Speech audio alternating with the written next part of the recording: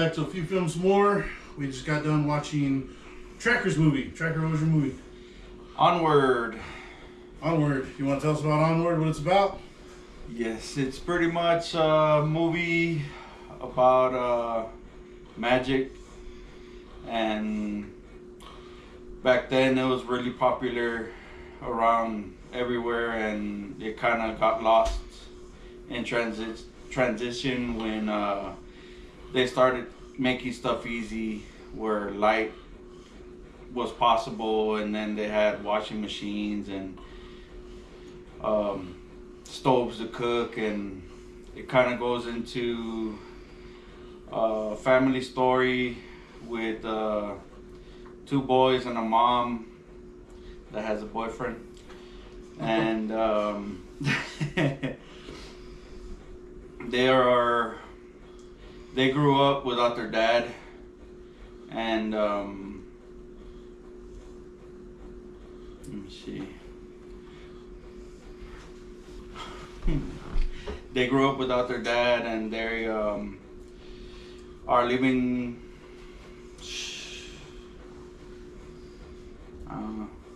Hold on, scratch that.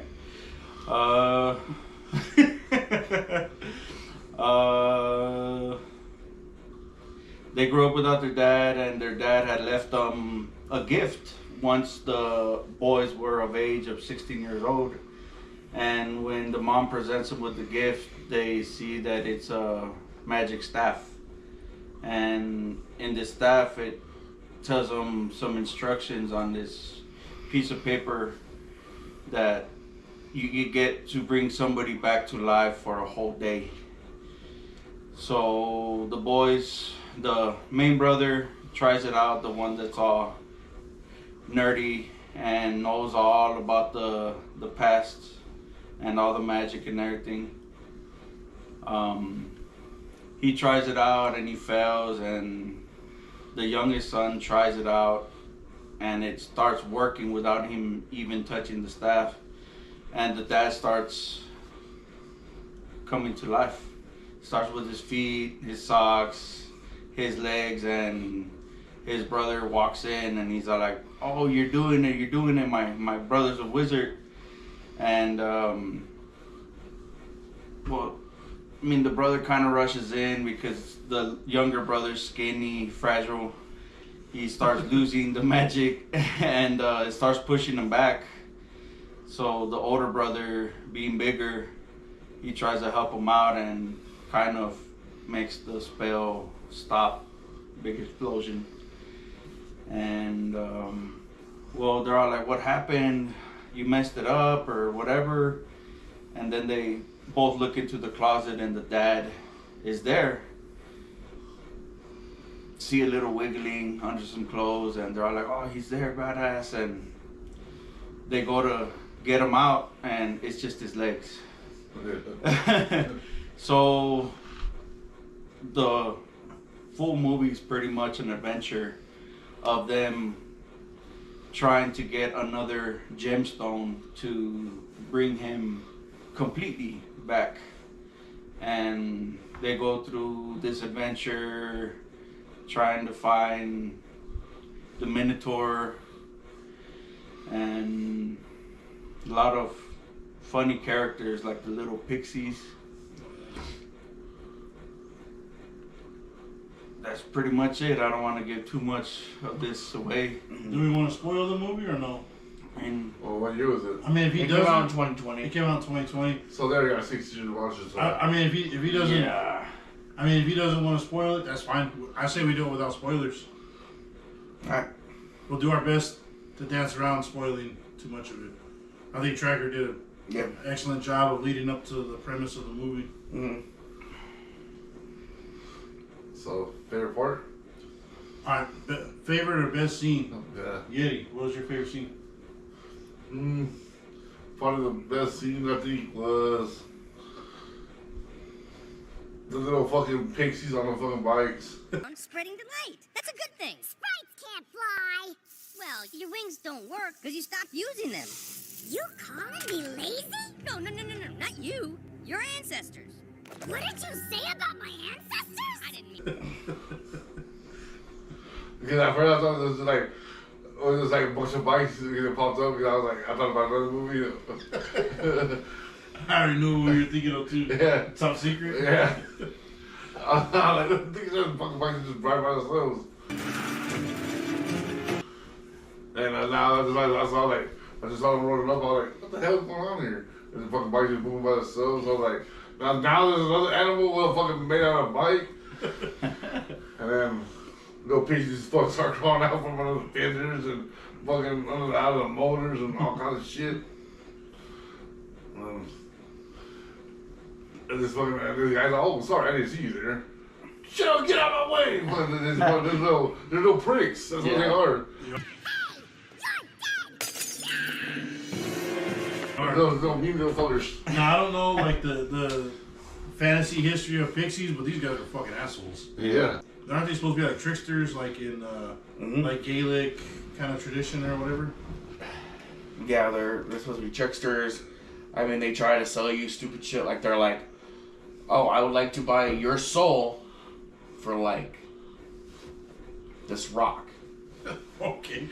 And they, like, try to upsell the rock, like, how great it is. But they just want... It's like, pixies are the equivalent of, I'm going to start trading this paperclip until I get a house. Oh, so they're like guys that make fucking shit coins. Yeah. Pump and dumps. They're like, watch how I do this. And pixies are really good at it because they just upsell whatever they can. Look how great this is. What about you, JD? What was your favorite scene? My favorite scene is when he starts realizing how... I'm trying to say without, like, giving everything away, but...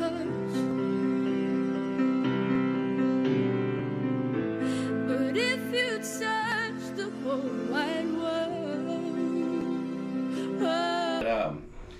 it's where he realizes, he's like, oh, dude, my brother has kind of been that, like, male figure in my life. My like, father. Oh, he was stretching everything off? Yeah, I like that one. It's honestly my favorite one where I was just like... What about you, Tracker? Mine is when pretty much the same thing with the brother. He starts making him believe he can do it. And the scene where they have to pass this big crater. Oh, the abyss. The abyss. Bottomless pit. Whatever falls in there, falls forever. Oh, Dad. To get to the other side, pull a lever to make a bridge come down. His brother makes him believe in himself, and he's able to walk and do the magic. What we need is a trust bridge. It's a spell that creates a magical bridge you can walk on. Hey, you can do this.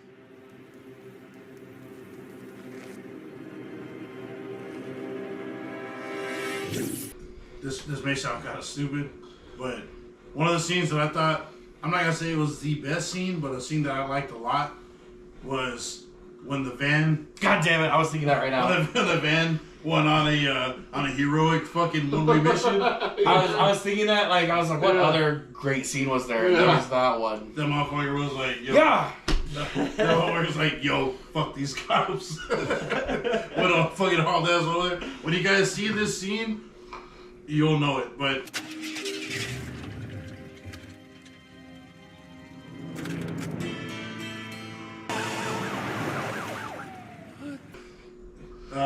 What was the van's name? Sorry with a G, like Gwenny's what they call her for short, but Gwendamere or something. Yes. Yeah, Gwendamere, and they're like, yo, Gwendamere. Yeah. Sorry, slaps it on the ass and it takes off. What about scenes that you guys didn't like? Is there anything about the movie y'all didn't like? Yeah, I didn't like how the younger brother was pretty much a dickhead to the older brother. And he kind of didn't necessarily bring it out in the beginning, but one of the spells showed his true emotions. Oh, the magic one. Yeah, and then after a while, like, he just blew up on him towards the end. And Laura screwed up. And now you've screwed up my chance to have the one thing I never had. it was just like... Yeah, the little guy's name was Ian. Yeah. Yeah. Ian. Which was voiced by Spider-Man. Tom Holland. Yeah, I didn't know that. Chris Pratt voices the older brother. Yes. What's his name? I don't know. Anyway, the older brother, Chris Pratt voices him. A couple other recognizable voices in there, and then there's a centaur for all of you girls who read those dirty books, especially here recently. There's a centaur in there where they're all elves or something, and their mom is dating a centaur. So You call it sometimes fucking all the goonettes out there will get it. Which also, I mean, let's quickly shout out the mom. I also like her arc in the movie of like her being kind of like that like single mom, like I'm doing the best I can, doing my little jazzercise in the kitchen or whatever, to the ending where I think she gets this cool like, you know what, I am a badass, I can do anything I want to do, and like I am a mighty warrior. she has that cool scene with the Minotaur. In the entire movie, she's like, she has full faith in her kids. She believes in Granted, she is surprised, and she doesn't understand completely what's going on, but she has faith that what they're doing is leading to something important. Yeah, she kind of has this like Mama Bear arc where like you really get to see Mama Bear towards the end. So I was all like, dude, what a badass! Like I just like her arc. Mm-hmm. Yeah. But let's talk about the music. I tried paying attention this time, but only one I got was just the very first part of like, the movie, the music. Yeah. Again, when it was coming out of school. Yeah. Like the rock and roll part, that's all I got. I tried my hardest to constantly see if I could fucking hear the music in the movie. That's the only one I got. There's like a version of D&D in the game, which is what the older brother's kind of basing a lot of this off of. Which it's also kind of cool because it's basically like saying that these old games that they're playing is based on a prior reality, like when there was a time of magic, like what Tractor was saying earlier.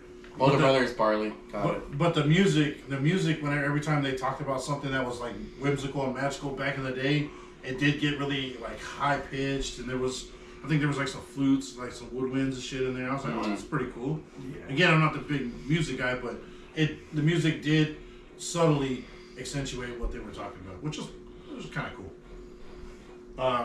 JD's a music guy, so is there anything? Yeah, I mean, I like. I can't think of the name of the song, but they end the movie with like. I hear it on the radio all the time, but like they have a pretty like decent song at the end that's recognizable. This is a Pixar movie, so you kind of do get that like over-exaggerated cheesiness of it. I would say, and this is my hot take, ready? I think Pixar animated movies are better than Disney animated movies. I know they're technically Disney, but Pixar is Cars, Toy Story, Onward. The best movies.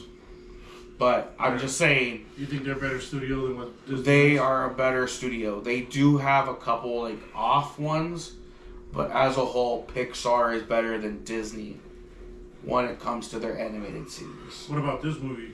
This is Pixar. I understand, but would you believe if I told you that this was considered a bomb in the box office? Because they spent... I think it makes sense because you have to remember it came out 2020. During COVID. So that makes sense. However, I think they didn't have the metric to look at how well it did on streaming compared to how it did in theaters. The vast majority of that is what I was going to say. Is most people are going to look this up and they'll Google it if they don't know anything about it. It came out in 2020. It was considered a bomb because it made like $176 million, and it was like a $200 million budget or something. Mm-hmm. Which the movie is very well animated. You know, the background is very well done. Everything seems pretty fleshed out. All the different characters, shit happening simultaneously. The highway scene, we can all agree there's a lot of shit going on there. Yeah. So, I mean, it was very well done. Pixar Studio did a very good job, like usual. And I just wanted to kind of throw that out there that technically they can't measure streaming, but technically it was considered a flop. So when you guys come across that, I also want to point out sometimes flops, especially for Pixar, Disney Marvel, for those big ones, sometimes flops do help. Because then that means there's not going to be a sequel. Because let's be honest, sometimes sequels don't work out. Not everything can be Toy Story. Not everything needs a sequel, for sure. And with that also being said, let's stop with Toy Story. I know they're coming out 5. Yeah. But let's stop. We don't need another one. They gotta milk it. I mean, they're running low on ideas. Their best cartoons they're trying to use their best cartoon to make money. Yeah. They gotta bring it back to life for the new age kids. Yeah, new generation. The new generation. Yeah. It's true. This new generation don't know shit. So. Like everything else, like the new Chuckies and all that. I mean, I love the old school ones, and the new ones are just kind of. But granted, there's also really good sequels. I'm gonna throw this out there because Pixar, we are kind of in the Pixar realm, but The Incredibles to The Incredibles 2. Yeah. I have such an appreciation that it was like 12 years in between, and the attention to detail on just the fabric and how fabric moves, and how hair moves, and the quality of the animation from one to the other was so vast. I was like, that's so cool. Yeah. And it was a decent story. Like, I don't think it was the best, especially because the first Incredibles is so well done, but I do think it holds up as a good sequel. Yeah. Jack's the best in this one. Yeah. But I mean, don't get me wrong, like Toy Story to Toy Story 2, the animation jump from there to there is also incredible. But that was also because we went from nobody in animation being able to do human faces to, guess what? We're going to start doing human faces. Because they did a couple human faces in the first Toy Story and a couple of the shorts around Toy Story. And they're creepy. Yeah, there's a little uncanny valley happening. Like the whole, like, Polar Express kind of shit. When you look at their face, you're like, that's just fucking weird. But, like, when you come to, like, humanoid creatures, toys, cars, magical creatures, pretty well. Anything that has a stylized, cartoonish face is fine. But when they start try to do a hyper-realistic face, that's again when you start getting into that uncanny valley shit. You're like, this is off enough to where it throws us out of the whole movie. Alright, anyway. Weird little rabbit hole we went in. But back to this movie here, back on the rails. Yeah. We're back. Alright, so we kind of covered the majority of this stuff. Anything you want to add, Trigger? Yeah, my music taste for this one, I like what's the older brother's name again? Barley's taste in music, it kind of seems like I want to say 80s, 90s kid. Dude, if he was in the real world, it'd be Slayer, Metallica, like. Yeah, I'm not sure what music, the name of the music he played, but every time he would throw a cassette tape in the car and he was gonna get on it. That music I like. Is it just me, or does Barley make you want to go get a van with an old cassette player? Yeah, because it just seems pretty cool. I mean, he had the full '80s vibe, the '80s Astro style van. He had the kind of overgrown hair. Yeah, the cassette deck, the wild hair, the denim jacket. I would go as far to say he was a teenage dirtbag. Yeah, Converse. Yeah. Conquer Buddies, go check it out. What was your hardest or favorite line in the movie? Yeah, hardest favorite line. Can't say it. This is a spoiler. When he fucking tells his brother, I never had one. You did. He thought, you go. I'll distract it. Got you. No, even if you said it, no one's gonna know what it is until they watch it. So, but I get what you're saying. Yeah. Mm-hmm. Yeah. What about you, Tracker? I mean, you're gonna hear right off the bat. I like the boyfriend when he says, "Are you working or hardly working?" Ah, fucking Officer Bronco. Oh man, I really like that one. I didn't like that at all. It comes back in the end, and that's why I choose it as a. I thought you were gonna be like, Like I bet where he takes his head off and Oh, the hair. no. He's I was born to run. I was born to run. Where's your keys? Keys. I was born. What about you, GD? I'm trying to think of like a hard line, but I would say probably the most memorable is definitely Officer Bronco's whole like, oh, are you working hard or hardly working? That's the same shit. Yeah, I mean, I would say that's probably the most memorable one. Maybe the other one where You know what is also pretty hard, and I thought it was really funny. The mom is Barley leaves some of his game pieces out on the floor, and she steps on it, and she's all like, "If your knight keeps coming into my territory, we're going to war." She like kicks it back in, and I was all like, I like the fact that like she's pissed, but she's still trying to connect to him, even though she's also at the same time makes like a little side comment about being like, "This is the longest gap year ever." So I was like, I like that. That is like, even though she's annoyed, she's still trying to like, I'm gonna use terminology you understand. This keeps happening. We're going to war. Another one good one is where he is a little brother to the big brother. He's like, I think he's I mean, I had a dad, but I had you the whole time. Taught me everything. Yeah, that was part of the first one. And that was gonna be my line too. It was literally the exact same one. So now I'm struggling to try to come up with The way he like, started stretching off and everything, like he was marking everything out, and he started realizing for little flashbacks and all that stuff. That was pretty badass. But I think that I'm gonna stick with that same one. I don't have another one besides that. To me, that one stuck out the most. Nothing else really seems to. You want to make me laugh, and it's like not a cut scene, but like a scene that like it kind of breaks the tension of what's going on.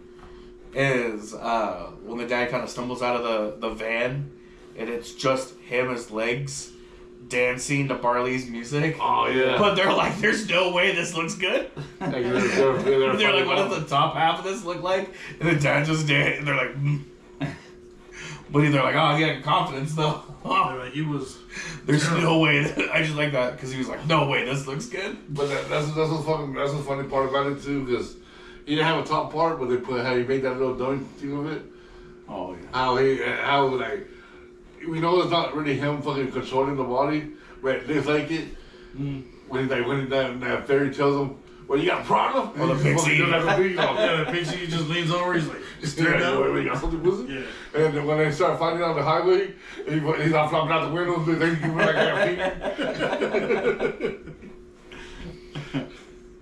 So I know the dummy thing. This is like, I know he's not controlling, but this is so fucking funny because he goes along with it. Yeah, it just always seems to fall into place every time. Yeah.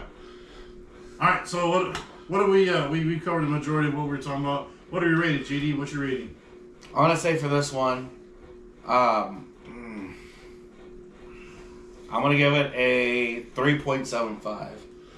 You son of a bitch. All right, where you at, Tracker? I was gonna give it a 3.5. Damn, that was a solid one. I was also gonna give it a 3.5.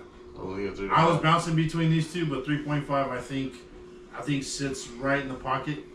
I was only at 3.5. That's all I did. 3.5. So we got 3.5, so 3.75 from GD. Do you guys recommend that someone else watches? I mean, it came out in 2020, so it's a couple years old, but y'all recommend anyone watch it? But it did come out during COVID, so people probably missed it. Maybe. I think I've showed this to a couple of my friends because they missed it. I did have a Disney Plus subscription at the time, and I was binge watching a lot. But I would recommend it. It's a solid cast. Like.